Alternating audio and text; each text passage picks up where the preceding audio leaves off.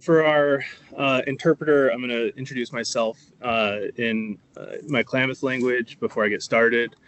Waklisad, Gausas Hiswak Skena, no Modokni Choi Signi, na Ulaluna, dot chia, Choi na Mbosak Sawas Kinege. So good morning, y'all. My name is Paul Robert Wolf Wilson. I'm a Klamath and Modoc tribal member. My people are from the Flint Place village, and I'm currently living in the village between the lakes. Colloquially, we know those as Chiloquin and Klamath Falls, respectively. I've spent the last 5 or 6 years in in-depth coverage as a filmmaker and photographer, kind of covering the impacts that the dams have had on our rivers, as well as how tribal communities are responding to those, as well as how tribal nations are working on those. And so it's really special to me to be able to share with y'all, within this room as well as those online. The Klamath River is one of the most ecologically, culturally, and politically nuanced places that you could live in, work on, talk about. And so I won't pretend to be a specialist in any one of the regions, but I've grown up, on this river and in the headwaters. And I've kind of just made it my business to have relations with the peoples that share these lands and waters with my peoples. And so that's Shasta there in the background above the bypass canyon. And so I'm from the headwaters. I'm from where where the Williamson and all the creeks that feed the Williamson and the Sprague River come out of the ground. Giwas is our sacred mountain. That's Crater Lake. We have stories preceding Crater Lake's eruption, and so when you hear people talking about my grandpappy being in this basin, we're talking 10 to 14, 20,000 years ago. My people have had developed technologies within this upper basin, and we've had food systems that were in balance and didn't overstep balance in the upper basin. This is a young me. I was born 97, and so I've been relying on these food systems and my spiritual, my dietary relationship with these lands. Is we go out and we partake in harvesting from these lands, from these waters, and so it's not just policy and it's not just natural resource management to me. These aren't political tokens. These are things that feed me and feed my nephews, my nieces. This was me up in Portland asking and demanding that our river was freed. That's my little sister there, and that kind of helps to frame. We were in grade school. We actually had a stroller there. My mom had a stroller there as we were up in Portland, asking Pacific Corps to get the dams off of our river, because we were starting to understand, the impacts of the fish kill and how that related to us at those young ages. And so, when we're thinking about this, it's got deep ties to the work that y'all are doing, tribally, nationally, as a tribe, as a nation-nation relationship. We lost that relationship through an act of Congress, through termination. And I'm speaking specifically about the Klamath tribes right now. And there's 3 other tribes that are on the river that are federally recognized, as well as a number of non-federally recognized tribes that call these places home. And so through termination and restoration, the Klamath tribes, we never abrogated our senior water rights. Western water law, we're talking about the oldest and furthest upstream. And so I explained to you linguistically, culturally, technologically, we are based in these lands, 10, 20,000 years, however the next big scientific discovery of us placing us here will tell you. We just say time immemorial, but we never abrogated those water rights. And so Supreme Court cases 3-0, making sure that even through termination, when we were not a federally recognized tribe, and then after termination, as we've been restored with our nation-nation relationship with the United States government, that we continue to have that unbroken legacy of stewardship and reciprocity with our lands. And quick reminder, I'm a tribal member. I don't speak for any one of the tribes that I'm going to mention here, but I'm just giving you brief synopses of the background before I get into some of our stuff here. And so this is the marshlands. That's my dad out there. My dad, he brought me up. I kind of grew up out at Rocky Ford, Yamsey, and we did creek and river restoration projects. We didn't know that they were restoration projects. We were just making sure that cows were staying out of the springs and creek beds that feed our rivers. And he never thought that he would see salmon return. He grew up as a cultural practitioner, as a tribal leader, tribal spiritual person, just connected to our lands and our ceremonies. And he never thought that he would see salmon return. He heard the stories of salmon, and he watched the decline of our Chwam and our Koptu fisheries. And so, placing that in these conversations, there are generations where we didn't think that we would see success, but we continue to do the work that was necessary to reciprocate the care that the lands and waters have for us. And so, one of the biggest, most dynamic parts of this conversation are the dams, the iron gates. I've started to refer to them as, and to see those in scale is something that we need to continue to tell our kids about, the nephews, nieces, and sons, daughters, everybody, because seeing those things, and when you see other dams of these scale on rivers, it's hard to see a river, to see an interconnected basin when you see infrastructure as permanent looking as these dams are, or as these dams seem to be.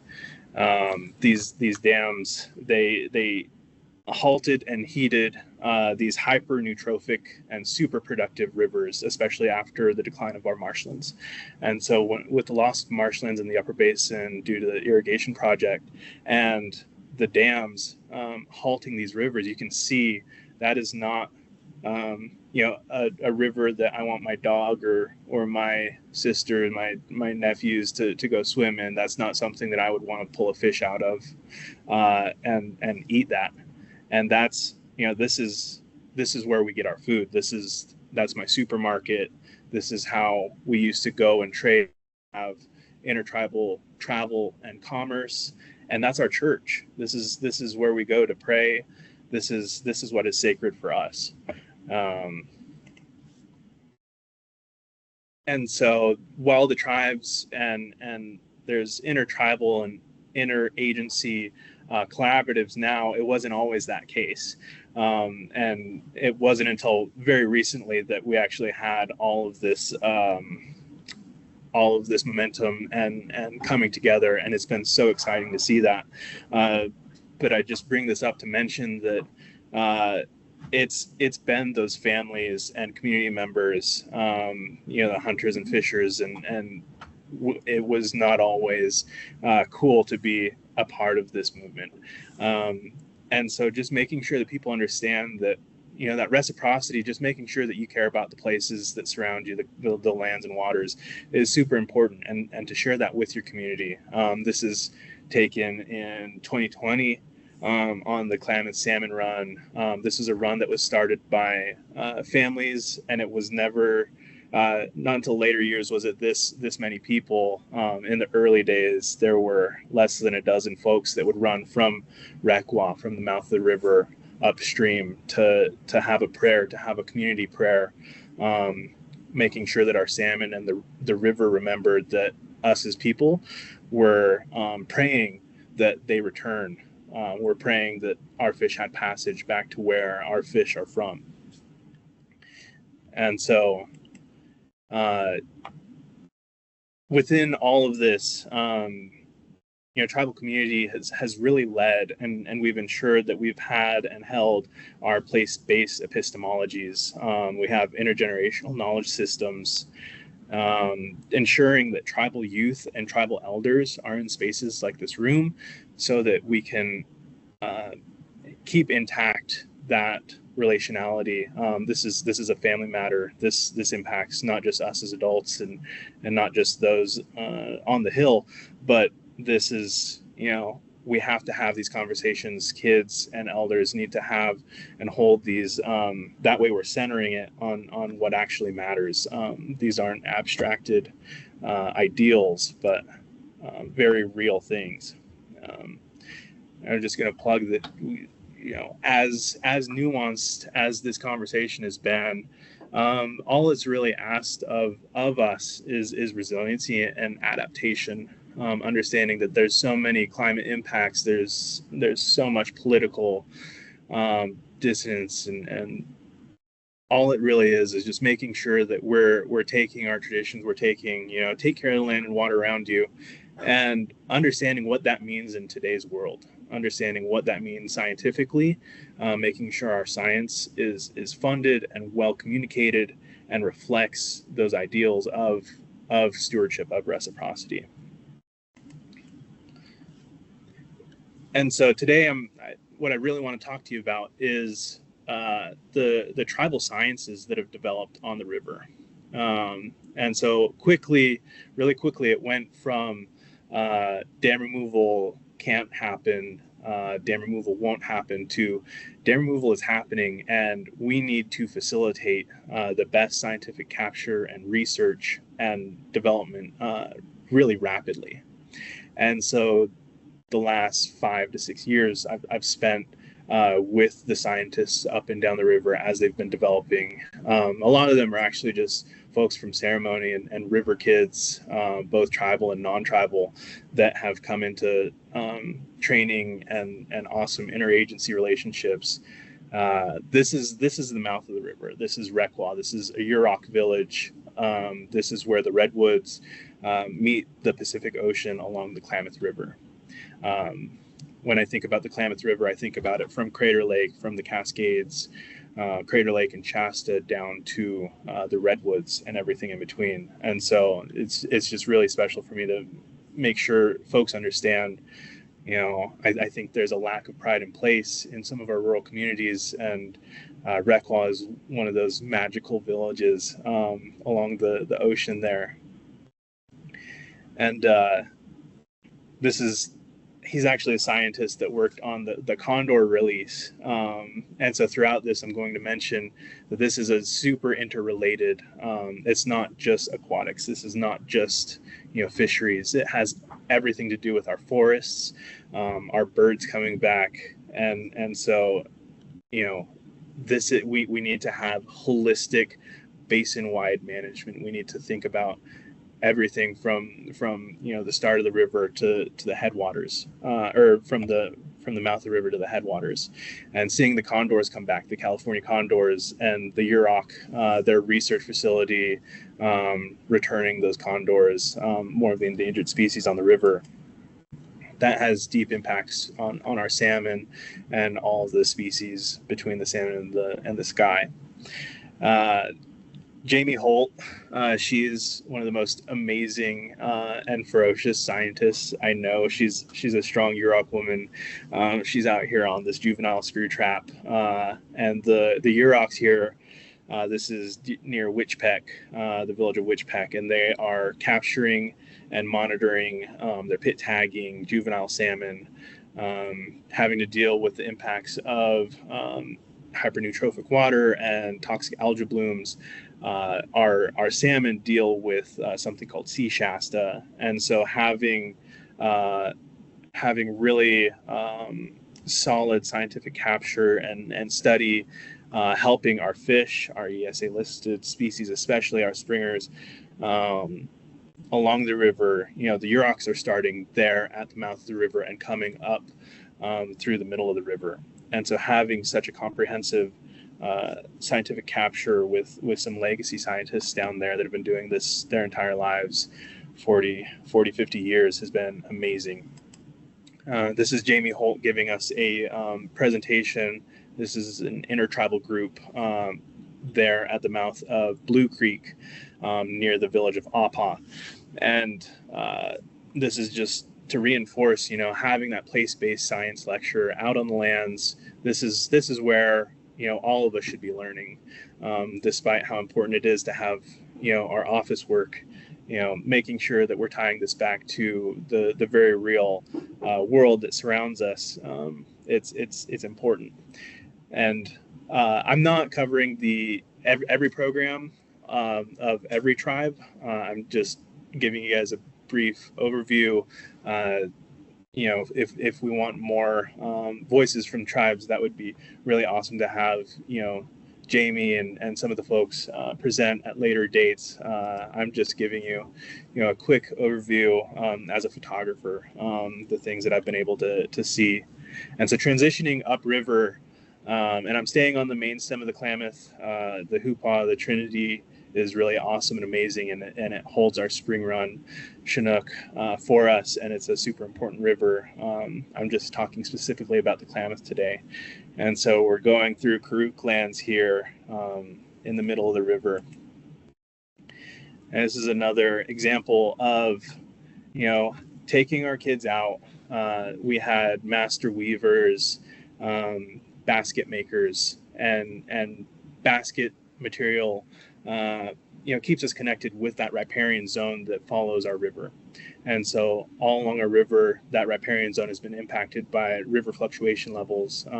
Both irrigation projects and dams have impacted where our floodplains sit. And that impacts how we're able to hold our foods and the math that carries stories in our knowledge in those baskets. And so having fire experts and having natural resource managers come out onto the river with us, take families out. This is something that the Karuk are doing. This is just one example of the Karuk days where they take tribal members, families, and tribal youth out on the rivers, and they share with them, what seems to be a really base level, collection and weaving, but really what it is instilling is it's in reinforcing those intertrade, the interdisciplinary aspects of what it means to be connected to your lands, and how having the math patterns, having the tactile, being able to create your plates, your bowls, your hats, the things that carry water for you, and connect you to the seasons, understanding seasons and fire. Super important. As we look at fire, this is the McKinney fire. This little creek here usually runs 5 to 20 CFS, 20 CFS tops. And we've seen this flash flood happen, like 60,000 CFS. And this was a result of a wildfire. This is a wildfire-induced flood. And that is quite dystopic. When I think about scientific communications and I say wildfire storm-induced flood, that is frightening. And so we have to talk about fire when we're thinking about our aquifers, when we're thinking about our waterways, and the Karuk are leading on that. And this is an example of, and you'll see it throughout the basin, where fire has been returned to our landscape and where fire has been kept from our landscape as a result of forest management. And Western sciences are starting to catch up and understand that we need to have fire on our landscape. It is prescriptive fire, and it does good. This, though, did give us a really good understanding of what DO2, dissolved oxygen level, hitting zero, can mean on our river. And so this gave us some good blueprints for understanding what drawdowns and what sediment releases would look like as dam removal happened. And so this was really tough for us to see. In this photo here is Kenneth Brinks from Karuk, and Sherry from NOAA, and we were out there the days following that fire flood, and to see the suckers dying. I'm from here. I'm from the upper basin, from the marshlands, and so the Chwam, the Koptu, these Lost River, and our suckers are sacred to me, and it's a food system that I haven't had available to me. And we had a different sucker species down there die en masse. The salmon actually took heavy refuge in our tributaries, which was really awesome that they knew how to do that and kind of prepared them for drawdown. But it's something where we've seen the impacts of not having that holistic management approach. We've seen that departure from having fire on our landscape. And so leading internationally is KTREX, looking at co-management models where tribes that either have or are close to having the capacity to maintain and return fire to our landscape is really important. And the middle of the river, the Karuk tribe, Bill Tripp, Margot Robbie, those are some of the names that I think about when I think about returning fire to our landscape. And KTREX and the Karuk tribe are doing it at a really high level. You could have hours on end of presentations just about how that impacts our aquifer, how that just impacts and the way that our trees have been evolved to maintain with fire. And so I just feel lucky to see to live at a time where I'm seeing this renaissance of bringing our natural resource management practices back to our landscape. Another really important practice that the Karuk tribe is engaged in is water quality monitoring. And so this was immediately after drawdowns happened last year, January. We're just rolling into drawdowns on J.C. Boyle. And the Karuk tribe was collecting water quality samples from below J.C. Boyle and above Compco. And so this is a super remote area. If you haven't been here, the Klamath River starts to canyon up. Topsy Grade Road is one of the toughest roads to drive out there. And it's really awesome to be in such a remote part of the world down in the Klamath Canyon.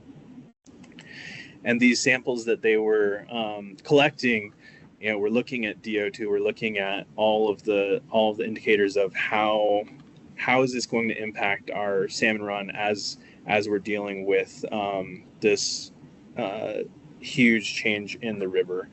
And that was a super important capture. And the Karuk actually started, they would send those water quality samples to the Klamath tribes in the upper basin to a research station on the Sprague River. And so the iron gates have fallen, and now the world is really watching what is happening on the Klamath. Previously, we've talked about the Elwha or the Nooksack, and those are just magnitudes, smaller in scale and scope of project than the Klamath has been. And this is something that's really exciting to me when we look at internationally what Klamath dam removal means for river-based communities like mine and all the river-based communities on this river, as well as rivers, Idaho, the Columbia.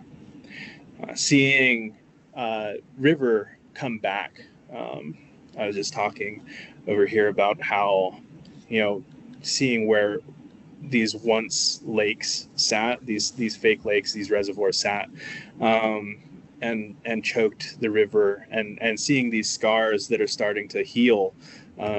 If you look at these now, today, we're seeing vegetation pop up, and we're seeing the restoration of native plant seeds that tribes all along the river have helped to gather and promote in the footprint of these reservoirs. It's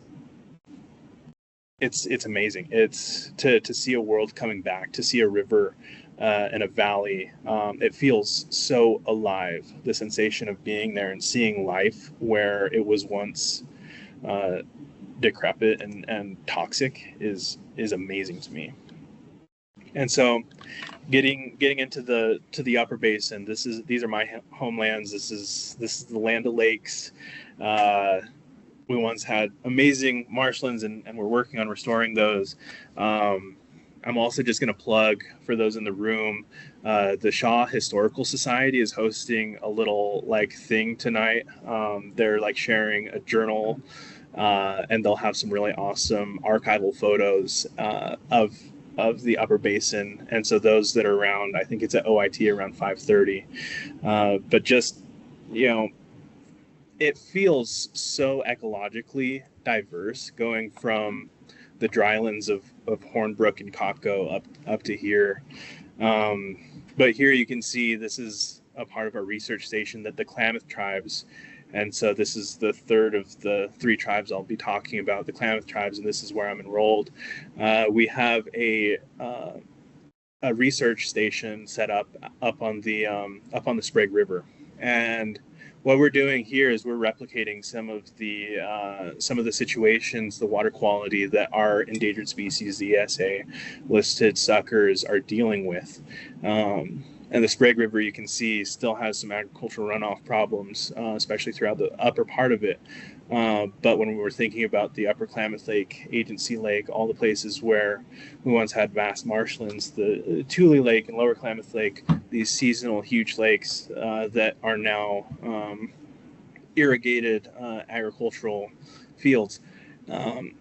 These are examples of ponds where we're trying to rear fish and help to keep species that are sacred to my peoples alive. The next 3 years are not looking great for our suckers, and so it's really tough, and suckers are not nearly as sexy as salmon, and so we're really trying to make sure, because it's that holistic. This is all interrelated.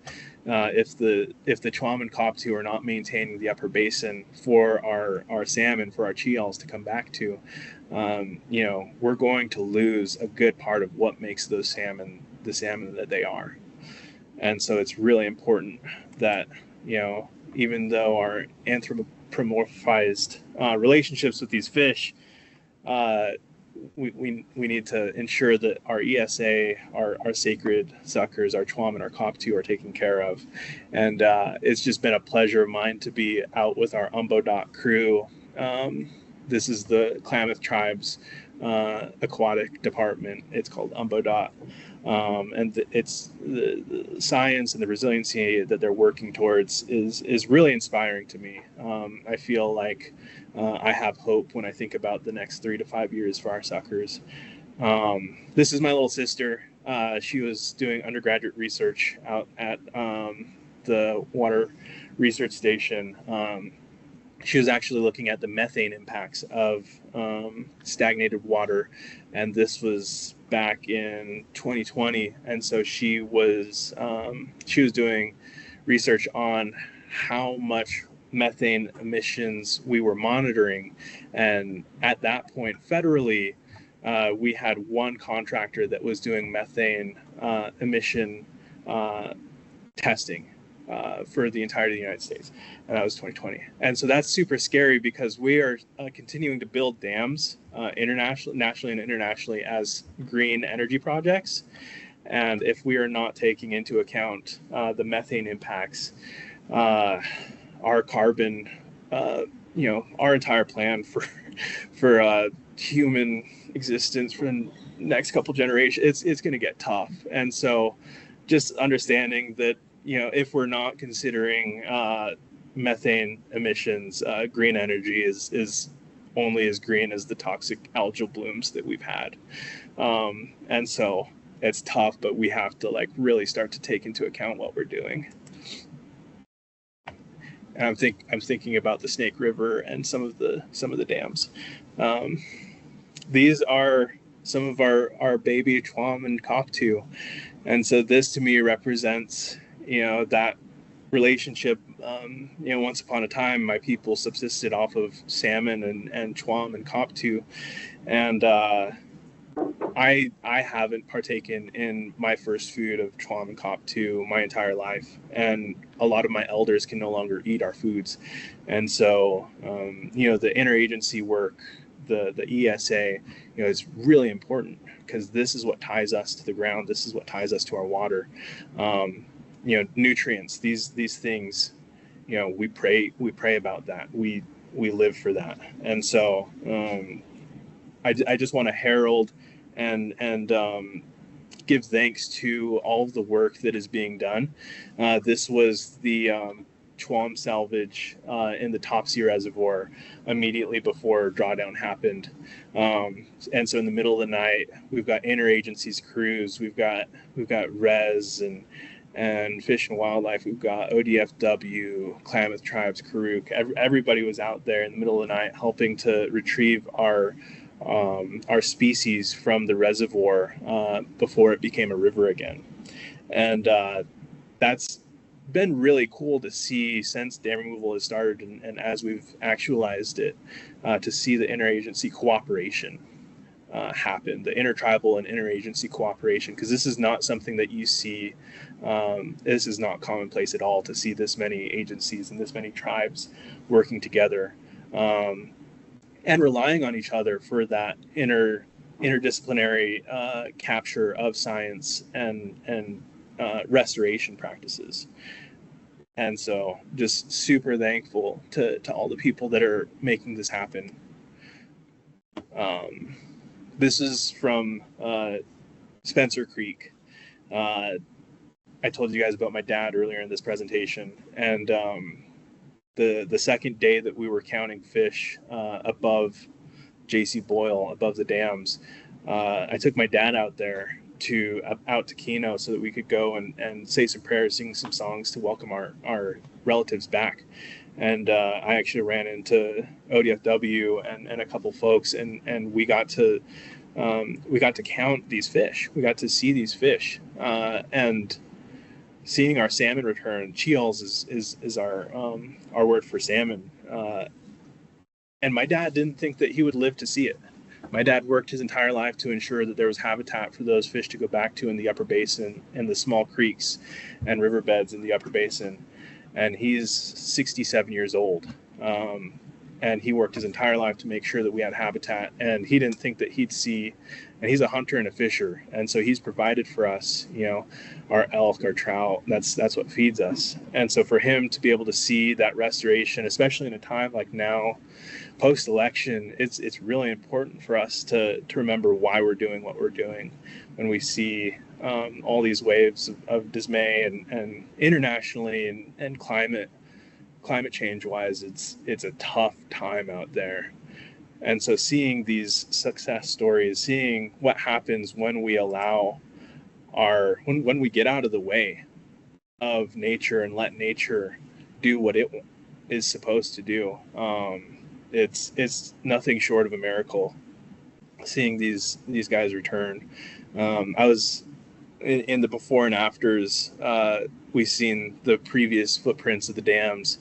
A week and a half ago, 2 weeks ago, I went down with the interagency collaborative that is catching and fishing, pit tagging fish in the reaches of those dams in Kopko, in Iron Gate Canyon, and Warts Canyon.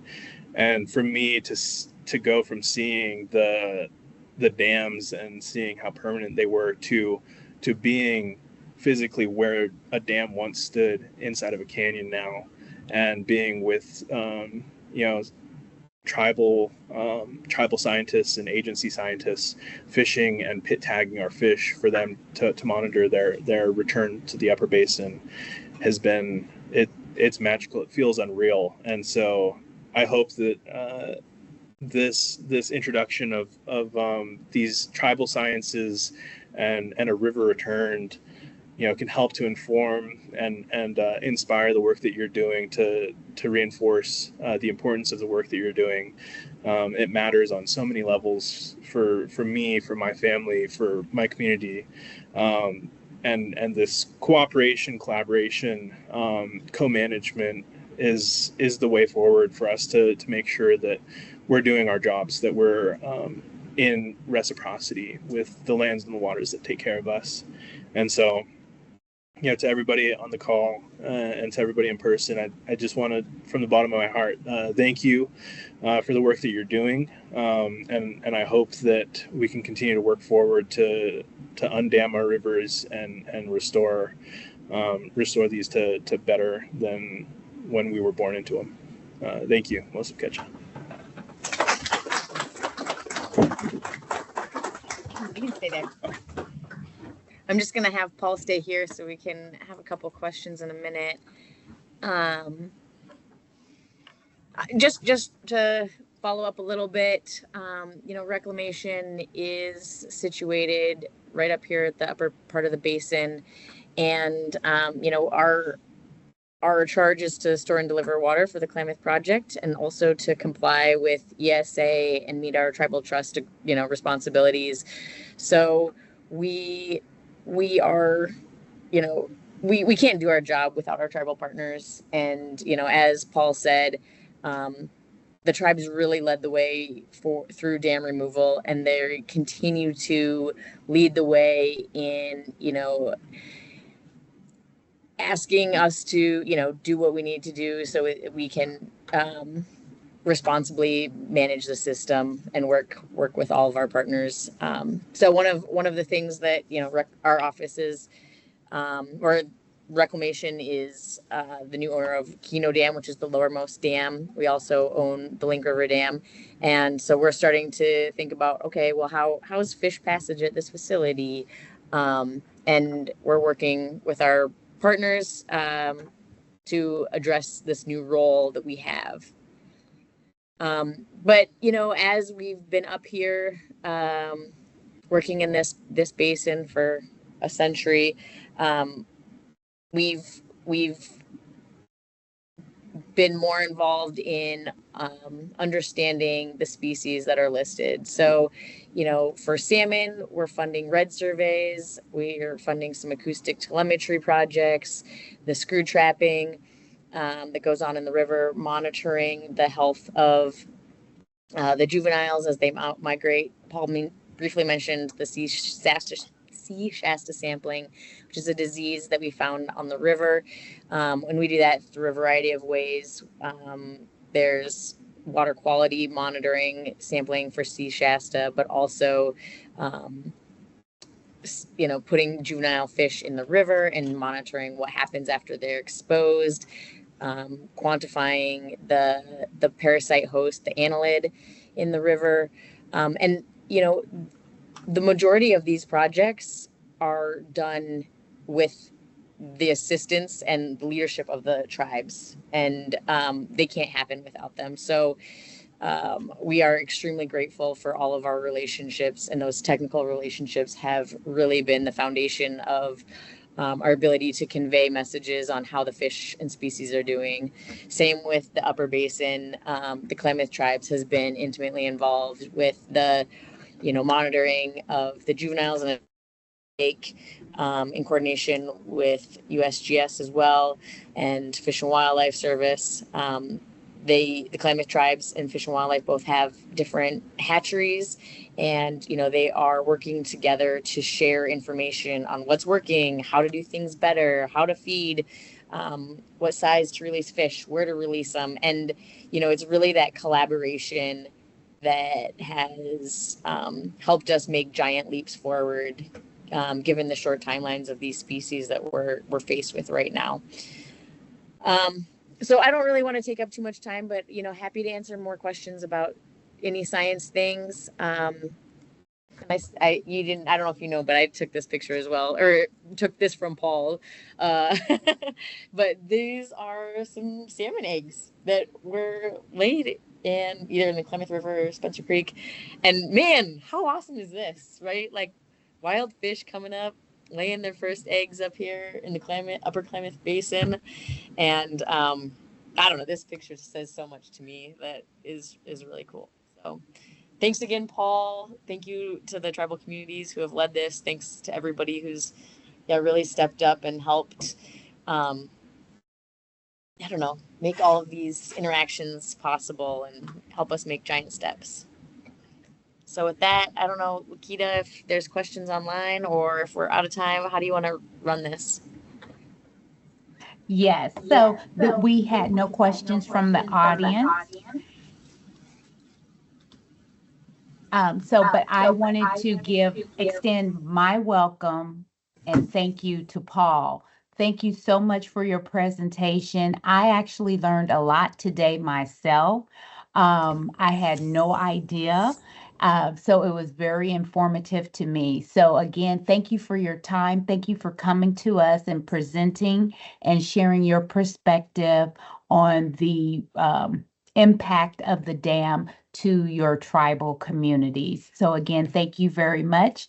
And with that, I want to thank everyone again for attending, and we do apologize again for the technical difficulties that we had, but I hope that this presentation made up for that. So thank you everyone, and have a great afternoon and enjoy the rest of your day. Thank you.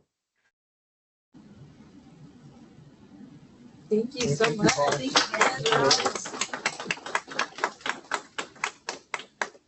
Any questions here? We can go offline. Do you remember the first photograph you ever took? Oh gosh, I think it was at the headwaters of the Wood River. It was headwaters of the Wood River there at Kimball Park.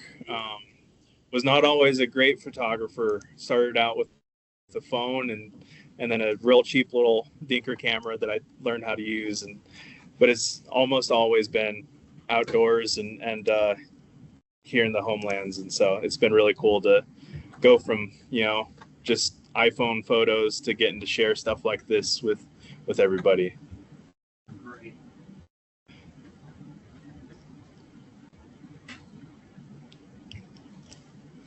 What'd your dad say when he saw his first salmon? He was trying to catch the salmon. He was he went from this is a blessing and this is we definitely teared up. We teared up for sure. It was to see him not knowing. It was like 2.5 weeks after the last dam had been completely gone, and for us to see him there, it was we didn't think that we were going to see him not like that and not that quickly, and so we were just I have a photo of him that I'll share with you all in the office, but it was just giddy, just these stupid big grins, just didn't know how to act, and then pretty quickly it was like, okay, when can we catch salmon? And so looking forward at what a fishery looks like up here. It's exciting. It's been keeping me up at night. Yeah. I think like one of the things that I think of as somebody who's, largely working on suckers in the upper basin is like, how do we capture this energy and really like expand it to suckers? Because as Paul mentioned earlier, the status of the suckers is like the adult populations in Upper Klamath Lake have experienced really high mortality events. They're just an aging population. And so how do we take this energy and really, invest it in a really meaningful way such that we can recover suckers and make big steps? So I think that we're going to get there. I think so. And I've had conversations with biologists and water quality monitors, and there are no indicators that salmon are going to directly impact salmon's return are going to directly impact the chlam and COP2.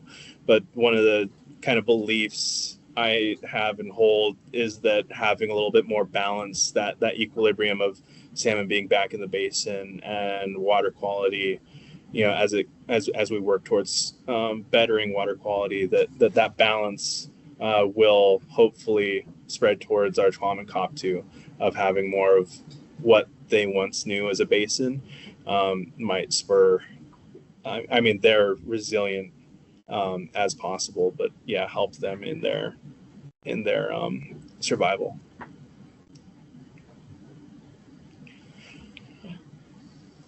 Okay. Well, thanks so much for coming, everybody, and for helping provide the food, and we appreciate your time. Feel free to follow up with us if you have any other questions. Thank you again. Support from everybody. Thank you everybody for supporting. And, Awesome. Hopefully we can do another presentation and include more tribal partners. Mm. Kind of like a goal that I'm hoping to be able to go in fall to one of these conferences I attend and be able to present a lot of this, because this was the hot topic in a lot of the conferences that I attended. Everybody wanted to know about dam removal. Is it showing any signs? And it would be great to go back and show them exactly this. And it's a movement. It's like you said, there's a spirit to it, and it's a restoration of a people. So Yeah, I feel like that's been the feeling, right? I mean, it's pretty powerful what's going on right now. It's I don't know. We're at a really cool time right now. Should all be very. Any information that you guys want additional?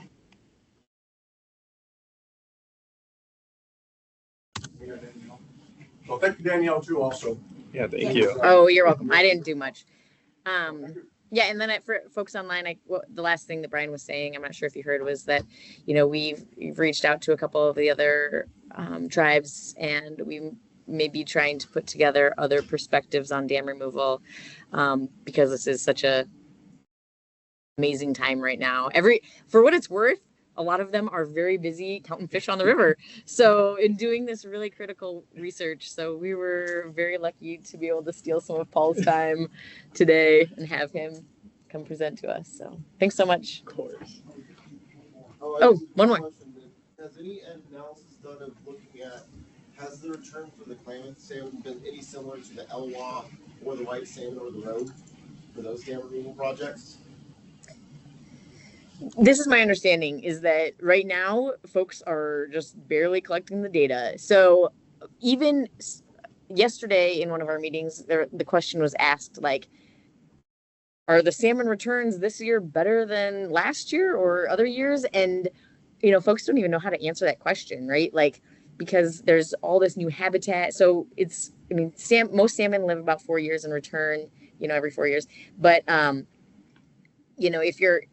so the answer was, we think it's about an average year, but the data is still being collected. I think Paul mentioned right now the spring, or the Chinook have been moving up river, and usually after the Chinook come the coho. So the coho probably are just starting to be seen in the dam reach, and we're not exactly sure, what those total numbers are. In addition, this year, the turbidity is a lot higher because of the reservoir footprints. So, in some places, it's harder to count reds and do spawning surveys, which was expected. But as far as how does this compare to the Elwha or other systems, to be seen. I think that, I'm not going to be an expert on the Elwha, but I think that they saw some very dynamic changes among years in different species, and some species came back faster than others. But yeah, that's something that we should probably look into more than take, my perspective on it. Is that what you'd say? Do you have anything else to add? Yeah, I mean, we're still in the middle of fall, or we're at the end of fall run Chinook. And so, we haven't even finished capture of that data yet. And then coho and spring run, hopefully. But also, I will say, seeing the number of salmon return above the dam reaches, in the numbers that we've seen them and as quickly as we've seen them, I think is thinking about the Elwha. I think theirs might have been a smidge slower than ours. So. Again, these are really hard to compare, but we are seeing a super dynamic return of the Klamath salmon. Still, the people collecting the data have not analyzed data. Most folks are surprised how many they've seen, given this is the first year and the dams have been out for. And as we go now, that's exactly what they said there. That's why I was kind of curious. Because again, those other sites, they did the same thing. So turns out fish move in water when it's available. Yeah. Awesome. Yeah. Thanks so much again.